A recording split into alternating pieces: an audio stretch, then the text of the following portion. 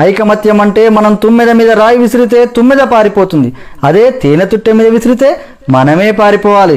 ఇద్దరూ కొట్టుకుంటే ఒక్కరే గెలుస్తారు. రాజీ పడితే ఇద్దరూ గెలుస్తారు. మెట్టల విలువ వేలలో కానీ వేసేది కాళ్ళకి. కుంకుమ విలువ రూపాయలలో కానీ పెట్టుకునేది నుదుటిపైన. విలువ ముఖ్యం కాదు, ఎక్కడ పెట్టుకుంటామనేది ముఖ్యము. ఉప్పులాగా కటువుగా మాట్లాడేవాడు నిజమైన మిత్రుడు. చక్కెరలాగా మాట్లాడి మోసగించేవాడు నీచుడు. ఉప్పులో ఎప్పుడూ పురుగులు పడ్డ దాఖలాలు లేవు. తీపిలో పురుగులు పడని రోజూ లేదు. ఏడుస్తూ ఈ లోకంలో అడుగెడుతావు, ఏడిపిస్తూ ఈ లోకాన్ని వదిలి వెళ్ళిపోతావు. రమ్మన్నా సన్మార్గంలోకి ఎవ్వరూ రారు, వద్దన్నా చెడు మార్గాన్నే ఎంచుకుంటారు. పాలు అమ్మేవాడు ఇల్లులు తిరగాలి, సారాయి అమ్మేవాడి దగ్గరికే అందరూ వెళతారు. పాలల్లో నీళ్లు కలిపినావా అని అడుగుతారు, ఖరీదైన సారాయిలో నీళ్లు కలిపి తాగుతారు.